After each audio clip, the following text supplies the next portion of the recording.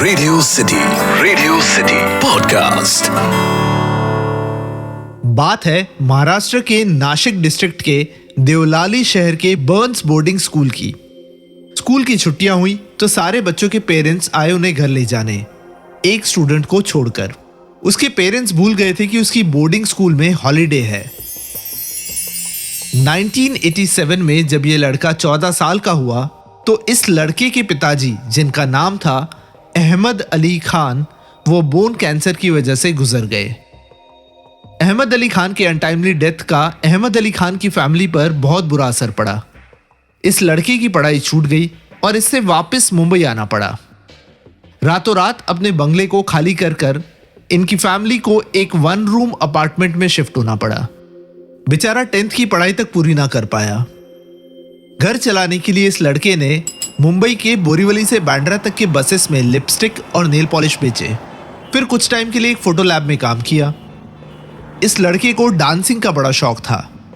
अकबर सामी का dance group join करने का ऑफर आया तो इस लड़के ने झट से ज्वाइन कर लिया।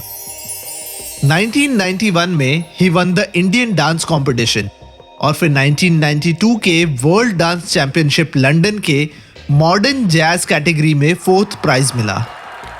1993 में बोनी कपूर की एक फिल्म आई, रूप की रानी चोरों का राजा, जिसका टाइटल ट्रैक इस लड़के ने कोरियोग्राफ किया। उस टाइम की एक मशहूर वीजे से इन जनाब की शादी हुई। अमिताभ बच्चन कॉर्पोरेशन लिमिटेड की पहली फिल्म में बतौर हीरो का रोल भी मिला।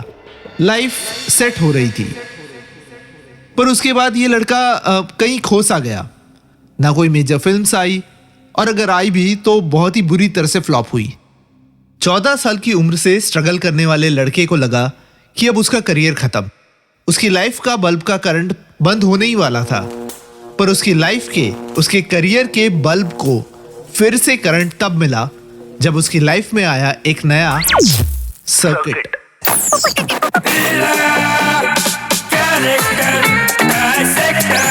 Character dissector with Atiq.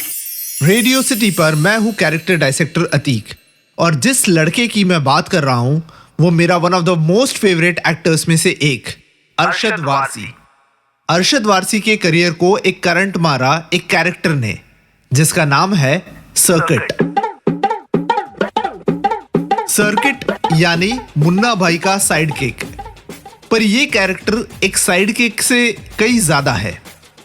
Circuit literally backbone था मुन्ना भाई का।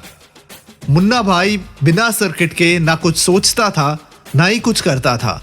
फिर चाहे बाबूजी के आने पर अपने अड्डे को श्री हरि प्रसाद शर्मा चैरिटेबल ट्रस्ट में बदलना हो, imperial institute of medical studies में एडमिशन लेना हो, ऑटोप्सी के लिए बॉडी अरेंज करना हो, या हॉस्टल के कमरे की दीवार को तोड़कर बड़ा करना हो, मुन्ना भाई के हर प्रॉब्लम का सलूशन सर्किट के पास होता ही था। हमेशा काला कुर्ता, ब्लू डेनिम, आंखों पे काले गॉगल्स, गले में सोने की मोटी मोटी चेन, हाथ में पिस्तल और चेहरे पर एक प्यारी सी स्माइल। सर्किट का कैरेक्टर डाइसेक्ट करने की जरूरत ही नहीं है। सर्किट को हम सब अच्छे से जानते हैं, उसके डायलॉग्स मुंह जुबानी याद है, उसके रग रग से हम वाकिफ है। हिंदी फिल्मों में दोस्ती या फ्रेंडशिप को बहुत ही खूबसूरती के साथ दिखाया गया है। 1964 की दोस्ती हो, 1971 की आनंद हो, 2001 की दिल चाहता है हो, या 2011 की जिंदगी ना मिलेगी दोबारा हो।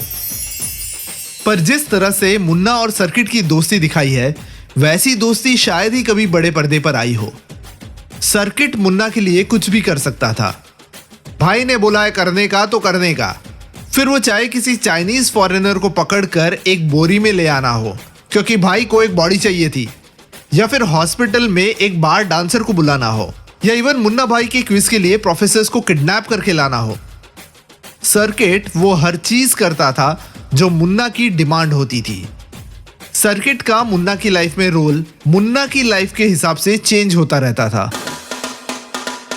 जब मुन्ना भाई को चाहिए था कि कोई उसे कॉन्फिडेंस सिखाए, तब सर्किट मुन्ना भाई को विनम्रता का पाठ पढ़ाता है।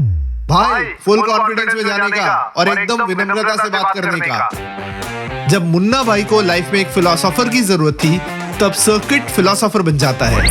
लाइफ में जब टाइम कम रहता है ना, डबल जीने का डबल। जब मुन्ना भाई को हंसने की जरूरत थी तब सर्किट उसे जोक सुनाता है। ऑक्स माने बैल, फोर्ड माने गाड़ी, ऑक्सफोर्ड माने बैलगाड़ी। जब लाइफ में जनरल नॉलेज की जरूरत हो तो सर्किट गांधी जी की पूरी बायोग्राफी पढ़ के मुन्ना को समझाता है कि 2 अक्टूबर को ड्राई डे क्यों है। मुन्ना भाई को जब डॉक्टर्स टेस्ट कर रहे थे कि उन्हें गांधी जी दिखाई देता है तो सर्किट गांधी जी ना दिखने पर भी गांधी जी दिखने की बात करता है। मुन्ना भाई की लाइफ में पॉसिबल और इम्पॉसिबल के बीच का सर्किट था सर्किट, यानी सर्केश्वर। 2003 में आई राजू हिरानी की डेब्यू फिल्म मुन्ना भाई MBBS।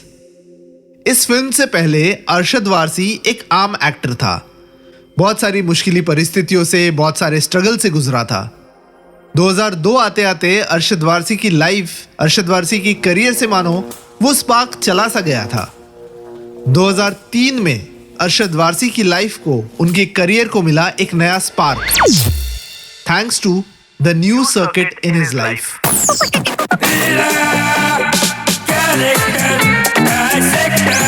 Character Dissector with Atik.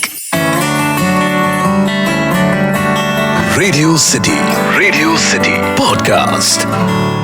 इस पॉडकास्ट का फीडबैक देने के लिए मेल करें podcast@myradiocity.com या इंस्टाग्राम पे कैरेक्टर डाइसेक्टर विद अतीक पे DM करें।